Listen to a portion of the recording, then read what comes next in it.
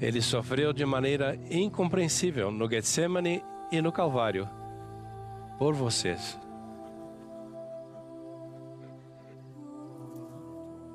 Sua expiação infinita é para vocês. Eu os exorto a devotar tempo todas as semanas,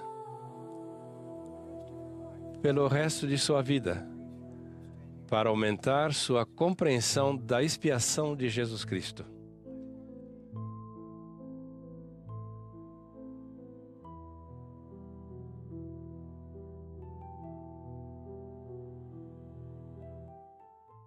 Sejam bem-vindos a mais uma aula do nosso curso sobre a expiação infinita, do livro do L.D. Callister. E estamos chegando quase ao fim. Essa é a penúltima aula, depois teremos mais a última aula. E vamos com a segunda parte hoje do tema como a justiça e a misericórdia se relacionam com a expiação. Sempre lembrando para se inscreverem no canal Central das Escrituras, compartilharem, divulgarem essa iniciativa sem fins lucrativos de um grupo de pessoas que se dispõem a fazer doações para que esse conteúdo possa chegar a vários países. E é uma iniciativa que começou nos Estados Unidos, já tem no Brasil, tem em espanhol, tem em outras línguas também, e é uma iniciativa então sem fins lucrativos. Ela vive de doações de pessoas que contribuem com a Central das Escrituras. Então vamos lá para a nossa aula de hoje. Vamos à aula 26. E o tema é a segunda parte, de como a justiça e a misericórdia se relacionam com a expiação. Na aula anterior, a gente falou um pouquinho sobre as imutáveis leis do universo, falamos sobre a justiça de Deus, falamos que as pessoas também desejam justiça e também falamos de quem administra as leis. E, vamos dizer assim, foi uma aula até pesada, porque talvez precise assistir 2 vezes para que a gente possa absorver todo esse conteúdo, que é um conteúdo profundo, a respeito das leis e da misericórdia e da justiça. Então a gente encerrou a aula falando que, por mais cruciais que sejam as leis da justiça, elas também não podem salvar-nos. Lei falou do destino do homem se somente a justiça tivesse o cetro de governo. Se fosse só a justiça, ele diz, pela lei os homens são rejeitados. Porque a justiça é implacável. Então Jacó, filho de Leí, sabia que somente havia uma solução que poderia impedir o afastamento permanente de Deus. E ele diz, é somente na graça e pela graça de Deus que sois salvos. Paulo ensinou o mesmo, segundo a sua, de Deus, misericórdia nos salvou. Não há exceções. Sem misericórdia e graça não haveria nem salvação, nem exaltação. Com sua incomum perspicácia, Shakespeare escreveu essa verdade espiritual. Ele diz, embora supliques por justiça, considera isto, no curso da justiça nenhum de nós veria a salvação. Rogamos por misericórdia. Então são 2 leis que vão estar agindo na nossa salvação. Primeiro, a justiça, que ela é implacável, não tem meio termo. E entra daí a misericórdia, que pode, segundo as leis, sobrepujar a justiça. E a única maneira de que a misericórdia pode sobrepujar a justiça é através da expiação do Salvador Jesus Cristo, que é a doutrina da graça e da expiação do Salvador. A misericórdia e a graça são dádivas de Deus. Em essência, são doutrinas companheiras. O LDS Bible Dictionary define graça como os meios divinos de ajuda ou força concedidos por intermédio da abundante misericórdia e amor de Jesus Cristo. Em outras palavras, a natureza misericordiosa de Deus o leva a prover-nos carinhosamente de dádivas e poderes, ou seja, da sua graça, que vão desenvolver nossa natureza divina. Às vezes temos a tendência de fugir da palavra graça e, em vez disso, enfatizar as obras. Embora outros adotem a abordagem oposta. Mas, na verdade, esses dois conceitos andam de mãos dadas.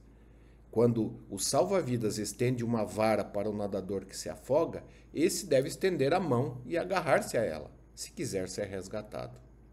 Tanto o salva-vidas quanto o nadador precisam participar plenamente para que a vida do nadador seja salva. Da mesma forma, as obras e a graça não são doutrinas opostas, como frequentemente retratadas. Pelo contrário, são parceiras e indispensáveis no processo de exaltação. A palavra graça ocorre 252 vezes nas obras padrão, ao passo que misericórdia ocorre 396 vezes.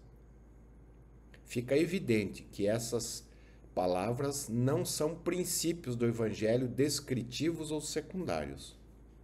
Eles estão no cerne da doutrina Sud, fluindo diretamente da expiação de Jesus Cristo. O elder McConkie ensinou: assim como a justiça é filha da queda, a misericórdia é filha da expiação. Podemos ainda acrescentar que a graça é prole da misericórdia. A graça, que denota auxílio divino ou dádivas de Deus, como lemos no LDS Bible Dictionary, torna-se possível pelo sacrifício expiatório de Jesus. Cada uma dessas dádivas é uma forma de poder capacitador, que se destina a fortalecer-nos ou auxiliar-nos em nossa busca da divindade. Os termos misericórdia e graça descrevem a natureza amorosa de Deus e as dádivas reais que nos são concedidas por Deus. Por definição, essas dádivas não são merecidas pelo que as recebem. Paulo referiu-se à graça como um dom gratuito. Leí deixou claro que a salvação é gratuita. E Nefe fez eco aos sentimentos do pai ao pregar que a salvação era dada gratuitamente a todos os homens. Em certas circunstâncias, essas dádivas são concedidas sem que seja exigida nenhuma ação por parte da pessoa que a recebe. Em outras circunstâncias, o beneficiário precisa satisfazer certas condições. Não como meios de merecer a dádiva, já que não há compensação equivalente, mas porque o doador não concede a dádiva até que certas condições mínimas sejam satisfeitas. Conseguimos entender aqui, irmãos, que ela é gratuita para todos, porque através da expiação e da graça do Salvador, todos vão ressuscitar. Essa já é a primeira benefício, ninguém precisa fazer nada para isso. E a gente já viu que salvação, no aspecto total da palavra, ela significa que as pessoas podem herdar 3 graus de glória. Desde o teleste é um tipo de salvação. E para ir para o teleste, a pessoa só não precisa cometer o pecado imperdoável. Ela já está no teleste.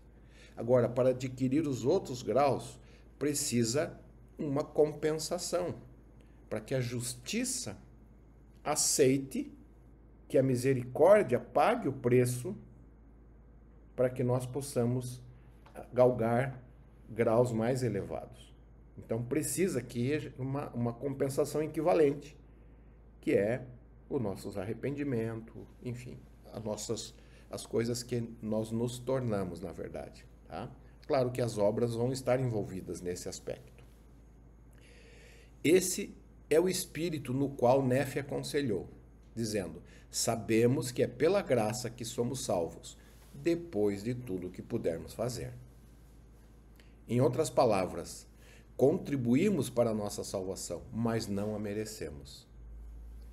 Esse também foi o espírito da mensagem de Paulo, porque pela graça sois salvos por meio da fé, e isto não vem de vós, é dom de Deus, mas vem das obras para que ninguém se glorie. Não vem das obras para que ninguém se glorie. Portanto, somente as obras não podem salvar-nos. A graça é um pré-requisito absoluto, mas certo número de obras, ou seja, o melhor que temos a oferecer, é necessário para desencadear a graça e a misericórdia de Deus. Não importa quão arduamente trabalhemos, quão diligentemente sirvamos, ou quão reto seja o nosso viver, jamais merecemos mais do que recebemos. Jamais seremos qualificados em excesso para nosso reino de glória. O profeta Brigham Young ensinou esse princípio com sua costumeira brevidade. Ele diz: nunca houve pessoa alguma que tenha sido salva com excesso de méritos. Todos os que foram salvos ou que virão a ser salvos no futuro são apenas salvos. E isso não acontece sem que a pessoa lute para vencer, pois isso exige o exercício de toda a energia da alma. A alma revelou que somente os que se arrependem, ou seja, os que oferecem o melhor que puderem em termos espirituais, terá direito à misericórdia por intermédio de meu Filho unigênito. Desse modo, as obras e a graça são companheiras complementares. Na verdade, são parceiras inseparáveis em nossa busca da perfeição. Ao discutir a superioridade da fé ou das obras, C.S. Lewis respondeu em seu característico pragmatismo. E ele diz: parece-me como perguntar qual das lâminas da tesoura é mais necessária. Talvez Brigham Young tenha resumido a relação entre graça e obras da melhor maneira que poderia ser feito. É preciso que toda a expiação de Cristo, a misericórdia do Pai, a piedade dos anjos e a graça do Senhor Jesus Cristo estejam sempre conosco. E depois temos que fazer o melhor que pudermos para livrar-nos do pecado que há dentro de nós. A misericórdia de Deus, tanto condicional quanto incondicional, manifesta-se abundantemente. Ela foi demonstrada por nosso nascimento espiritual, por nosso nascimento físico e pela criação do mundo. Essas manifestações da misericórdia ou graça parecem ser independentes da expiação, mas cada uma delas acrescentou poder à nossa vida. Alguns outros atos de misericórdia ou graça decorrem diretamente do sacrifício expiatório. Em cada caso, trata-se de manifestações de dons ou poderes capacitadores concedidos ao homem. As evidências desses poderes ou bênçãos foram abordadas em capítulos anteriores. E também nós já falamos uma doutrina específica sobre a graça, com uns gráficos que eu produzi, e que explica que sem a expiação de Jesus Cristo, nós nunca seríamos salvos, porque sempre nós vamos ficar devedores da justiça. Mas pela misericórdia do Salvador Jesus Cristo, ele imputa sobre nós a sua justiça, a sua dignidade, e assim nós podemos atingir a exaltação algum dia. Em certo sentido, a misericórdia é a mãe da graça e de todos os poderes que decorrem dela. Conforme discutido acima, em outro sentido, a misericórdia significa tolerância e clemência. É a compaixão mostrada ao ofensor. Em sua forma mais elevada, é amor e compaixão e sabedoria, tudo mesclado em proporções divinas. Pórcia suplicou um tribunal terreno para exercer essa qualidade que é tão quintessencialmente divina em sua natureza. Ele diz: a qualidade da misericórdia não é forçada. Ela nos chega como a chuva que cai do céu sobre algum local aqui embaixo. É duplamente abençoada. Abençoa quem a concede e quem a recebe. É mais poderosa nos poderosos. Torna o monarca entronizado melhor do que sua coroa. É um atributo do próprio Deus. Lembrando que as obras são importantes,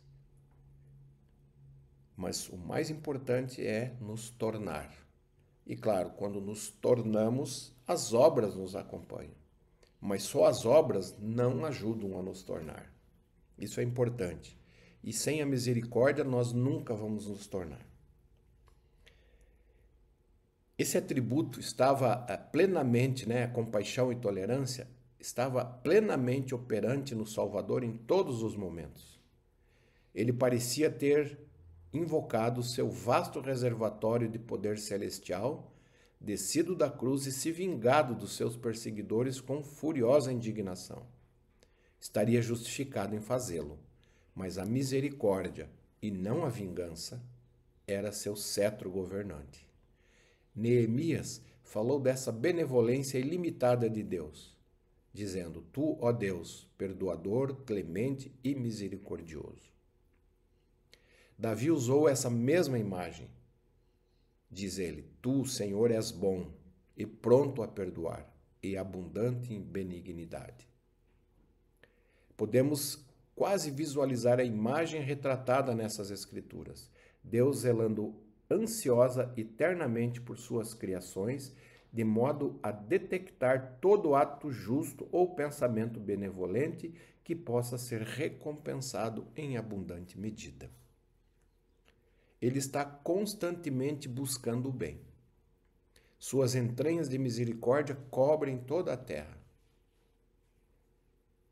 É Ele quem se deleita em abençoar com as maiores de todas as bênçãos. Para os ternos santos da recém-restaurada Igreja, o Salvador disse: Terei compaixão de vós.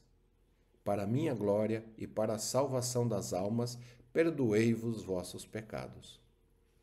Mesmo no dia da ira de Deus, ele disse: Com benignidade eterna me compadecerei de ti. Todas as faculdades de Deus, todas as suas inclinações estão prontas e dispostas a abençoar a menor provocação. Como Deus adora ser misericordioso para com seus filhos e abençoá-los. Talvez essa seja sua maior alegria. É essa qualidade inerente que o motiva com incansável atenção a salvar os seus filhos. Leí observou: Porque és misericordioso, não permitirás que pereçam aqueles que vierem a ti. De fato, nosso Deus é poderoso para salvar. A misericórdia foi um atributo que Abraham Lincoln tinha em magnífica medida. Robert Ingersoll escreveu-lhe esse atributo, dizendo: Nada revela tanto real caráter como o uso do poder. É fácil para o fraco ser gentil. A maioria das pessoas consegue suportar a adversidade, mas se quiser saber como um homem realmente é, dê-lhe poder. Esse é o teste supremo. A glória de Lincoln é que, tendo um poder quase absoluto, ele nunca fez mau uso dele, exceto para o lado da misericórdia. Lincoln merecia esse atributo. Cristo merece infinitamente mais. Como a justiça está relacionada à misericórdia? Essa é uma pergunta. De um lado da lei está a misericórdia, com todo o seu compassivo esplendor. Do outro está a justiça, com toda a sua dura realidade. A expiação é um ato na história registrada que demonstrou a máxima misericórdia, mas nunca privou a justiça de um único centavo de pagamento. A expiação percorreu toda a extensão da lei, de uma eternidade a outra, da misericórdia à justiça. Ela foi totalmente abrangente, infinita, por assim dizer, em seu cumprimento da lei. Leí explicou essa doutrina. Eis que ele se oferece em sacrifício pelo pecado, cumprindo assim todos os requisitos da lei para todos os quebrantados de coração e contritos de espírito. E para ninguém mais pode todos os requisitos da lei ser cumpridos. Aqueles que não se arrependerem sofrerão tudo, disse Brigham Young, que a justiça pode exigir deles. E quando tiverem sofrido a ira de Deus, até que o último ceitil tenha sido pago, serão tirados da prisão. Aqui fica bem claro, a relação entre misericórdia e justiça. e a expiação cumpriu toda a lei necessária para que ela pudesse sobrepujar a justiça, mas não roubar a justiça. O elder Mary D. Homney também falou sobre as terríveis consequências para aqueles que deixarem de se arrepender. Se não cumprirem esses requisitos e os outros princípios e ordenanças do Evangelho, serão deixados além do alcance do plano de misericórdia, contando apenas com a lei da justiça, que vai exigir que sofram por seus pecados, assim como Jesus sofreu. A justiça vai cobrar seu pleno castigo, cada grama de seu peso esmagador, dos que não se arrependerem. Disso não há escapatória. Mas, enquanto os que se arrependerem, haverá tolerância para com eles? O elder Bruce R. McConkie deu a resposta. É por meio do arrependimento e da retidão que os homens são libertados das garras da justiça, que de outra forma lhe imporia o castigo completo pelos seus pecados. A mulher ensinou que aquele que não se arrepender, estará exposto às exigências de toda a lei da justiça, implicando com isso que os que se arrependerem sofrerão menos. Prosseguindo com esse pensamento, a mulher concluiu: apenas para o que possui fé para o arrependimento tem efeito o grande plano eterno de redenção. Alma ensinou essa relação sequencial entre o arrependimento e a misericórdia, dizendo: portanto, todo aquele que se arrepender e não endurecer o coração terá direito à misericórdia por intermédio de seu Filho unigênito, para a remissão de seus pecados, e estes entrarão em seu descanso.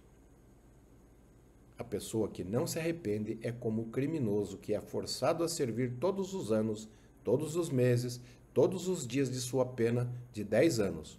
Por outro lado, a pessoa arrependida é como o prisioneiro que é libertado por bom comportamento após 5 ou 10 anos de sua pena. Ambos pagaram o preço legal. Ambos satisfizeram as leis da justiça. Mas um recebeu uma sentença reduzida recorrendo às leis da misericórdia. No processo de tolerância, o Senhor não isentou o arrependimento de todo o sofrimento. Orson F. Whitney ensinou: os homens e as mulheres ainda vão sofrer a despeito do sofrimento e da expiação de Cristo, mas não até o ponto que teriam de sofrer se essa expiação não tivesse sido realizada. O arrependimento ainda exige remorso de consciência e uma tristeza segundo Deus, mas o Senhor permite que o arrependido escape do tipo e da profundidade do sofrimento que ele vivenciou. Assim, a misericórdia é satisfeita e o arrependido não é exposto a toda a lei. A tolerância e a clemência são concedidas ao máximo, mas não além disso. E ao fazê-lo são capazes de satisfazer os requisitos da justiça, a fim de que Deus seja um Deus perfeito, justo e também um Deus misericordioso. Lembrando que mesmo para aquelas pessoas que um dia vão para o reino teleste, terão que se arrepender. Faz parte do processo. Mesmo que eles vão ter que sofrer lá por mais de 1000 anos, pelo menos, né? Durante o milênio, eles ainda terão que se arrepender, reconhecer que Jesus é o Cristo, para poder adentrar o grau teleste, que é um grau de salvação. Mas terão que pagar um preço altíssimo por não se arrependerem previamente. Esse princípio é lindamente ilustrado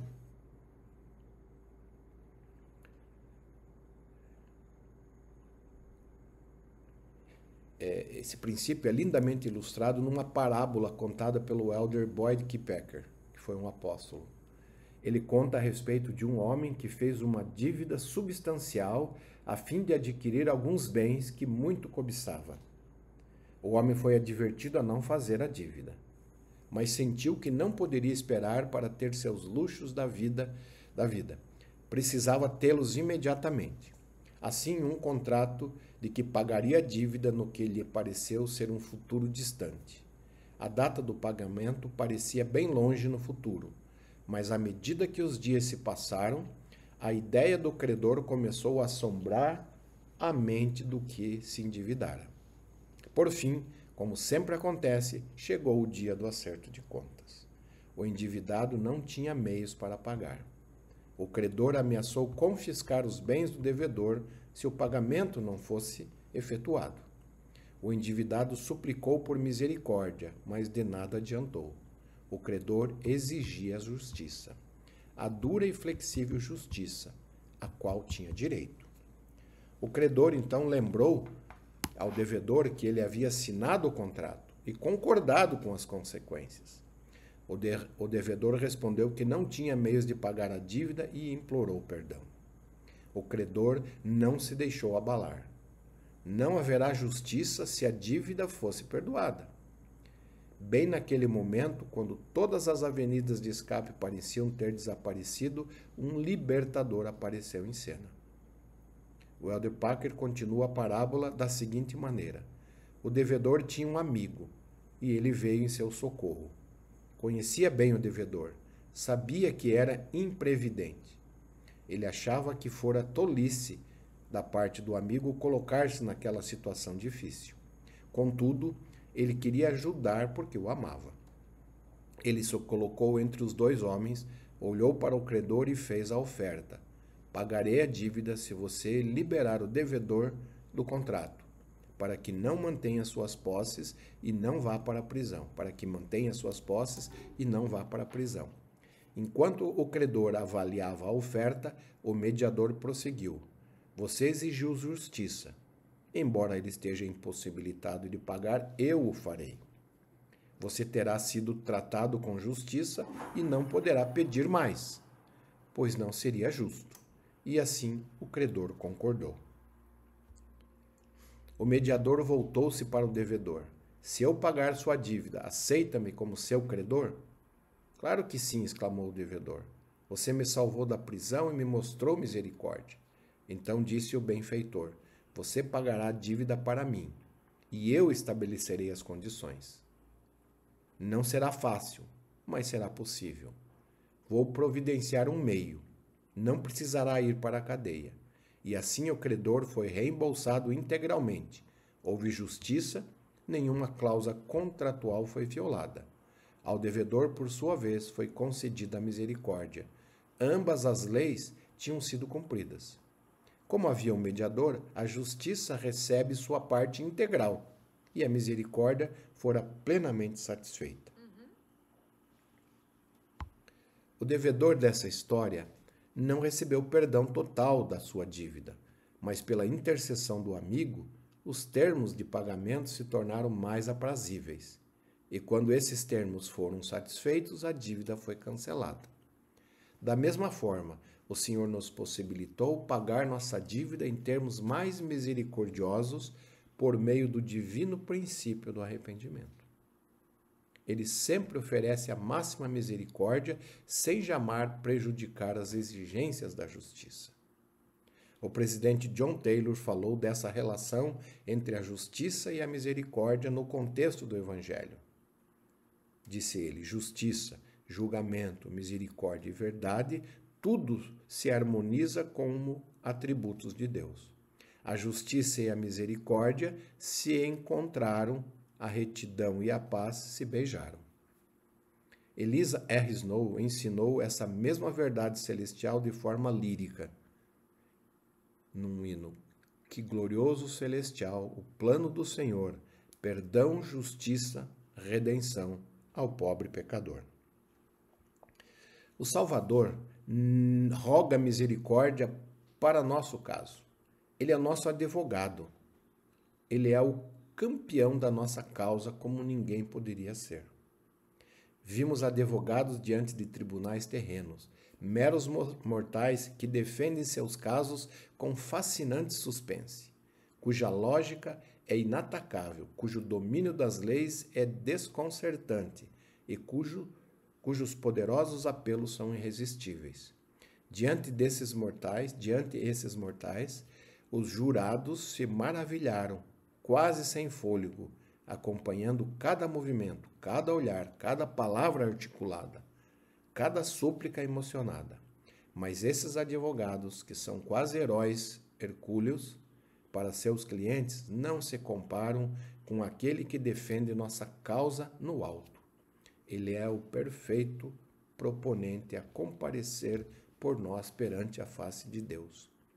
Quão afortunados somos por ele ser nosso advogado para com o Pai. Em mais de uma ocasião, uma mãe devotada implorou a Abraham Lincoln que poupasse a vida de um filho que havia cometido um grave delito enquanto servia nos exércitos da União. Com frequência, tocada pelo sacrifício daquela mãe por seu país, Lincoln concedeu o perdão. Talvez ele tenha pensado, não por causa de seu filho, mas por sua causa vou perdoá-lo. Da mesma forma, o pai deve ter se sentido profundamente tocado pelo incomparável sacrifício do Salvador.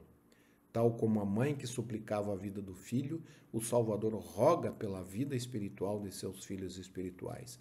Não por causa do merecimento deles, mas por causa do sacrifício do Salvador, eles serão poupados. Parece que na história essa mãe já tinha perdido o marido na guerra e mais alguns outros filhos também ela tinha perdido. E esse era o único filho que lhe restava. Então, em virtude do sacrifício, da dor da mãe, o presidente Lincoln, ele perdoou aquele jovem que havia cometido um grave delito, né, nos exércitos da União. Esta é a súplica do filho ao pai.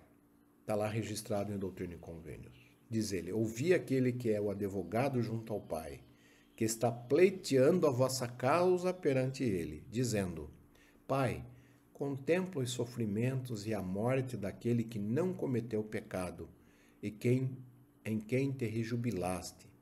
Contempla o sangue do teu filho, que foi derramado, o sangue daquele que deste para que fostes glorificado. Portanto, Pai, poupa esses meus irmãos que creem em meu nome, para que venham a mim e tenham a vida eterna. É impressionante nessa súplica do Salvador, né, dizendo que ele deu a sua vida, mesmo sem pecados, ele pagou o preço inimaginável, como já vimos nas aulas anteriores, para pagar o preço que a justiça exigia para nos salvar, não para ele ser salvo, porque ele nunca foi devedor da justiça. Mas ele, por amor a nós, pagou o preço que nós não temos a mínima condição, né, como seres mortais, de entender e compreender o tamanho do sofrimento, da dor e do que ele passou. Então, por causa do Salvador, o Pai de todos nós concedeu o perdão necessário. Zenos prontamente reconheceu essa verdade. Por causa de teu filho, afastaste de mim teus julgamentos. O profeta Joseph Smith comentou sobre esse influente poder do Salvador. Enquanto proferia a inspirada oração dedicatória do templo de Kirtland, ele se referiu ao poder do Salvador de influenciar o Pai, dizendo, desviarás tua ira quando contemplares a face do teu ungido. Parece haver algo tão nobre no semblante do Salvador, tão tocante e poderoso na reflexão sobre seu sacrifício, que afeta profundamente o Pai. O fato de Cristo ser nosso advogado não visa alterar a natureza de um Deus que já é perfeito, da mesma forma que a súplica de Moisés para salvar Israel, ou a barganha de Abraão com o Senhor para que poupasse Sodoma.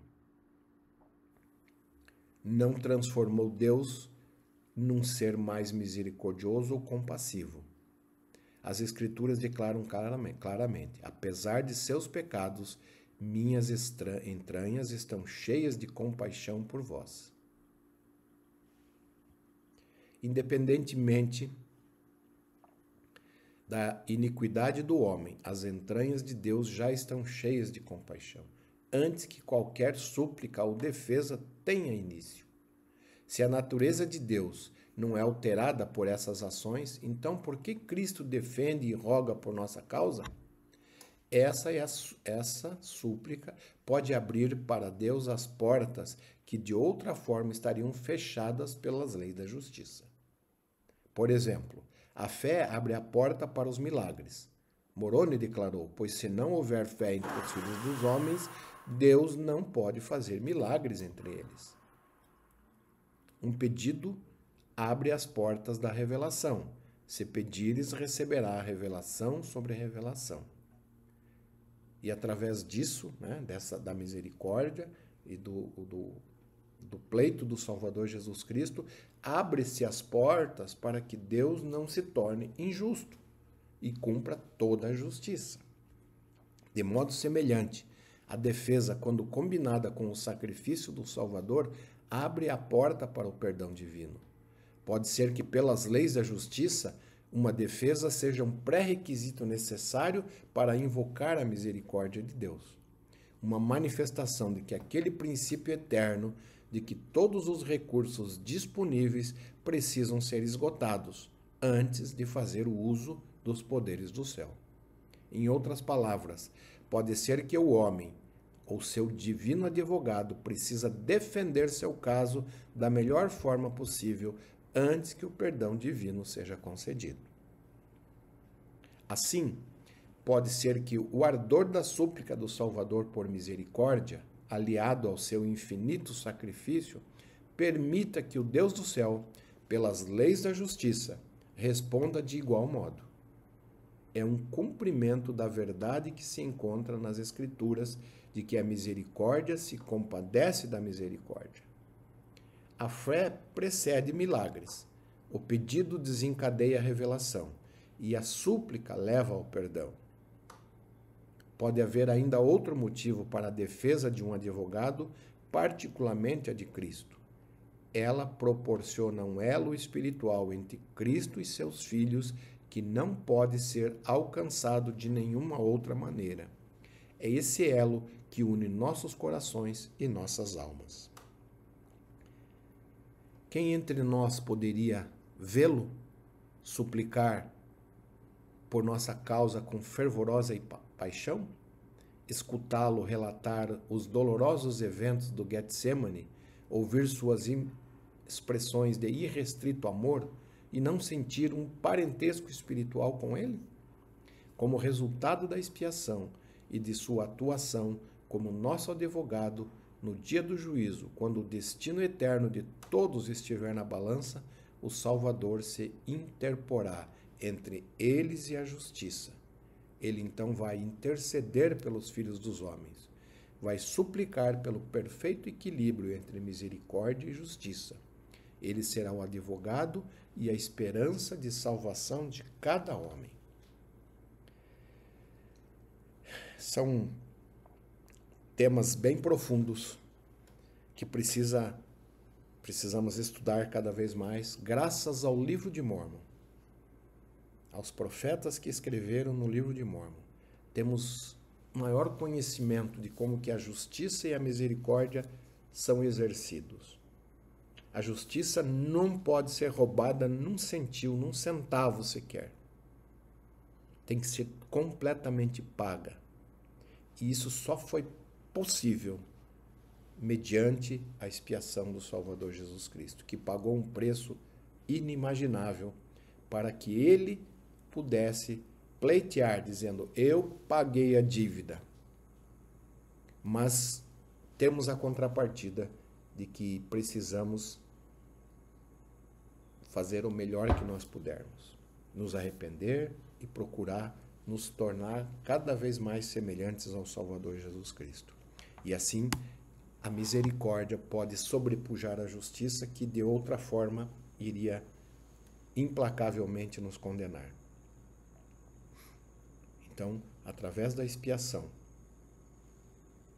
podemos nos livrar das garras da justiça, não burlando a justiça, mas ela sendo paga pelo nosso querido Salvador que expiou por nossos pecados, viveu as nossas vidas. Então, encerramos essa segunda parte da aula. Eu acho que essa aula precisa ser revista, né, para que a gente possa cada vez entender melhor essas duas doutrinas da justiça e da misericórdia, como que elas agem, né, e a importância que tem a expiação do Salvador Jesus Cristo na nossa salvação. Aqui estão todas as escrituras dos 2 capítulos, né, que nós estudamos, o capítulo 24 e o 25, na verdade 25 e 26, né?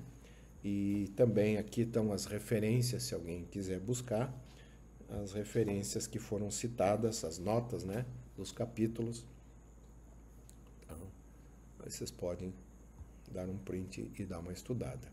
E aqui, então, encerramos essa aula de hoje, essa segunda parte desse tema tão importante, né?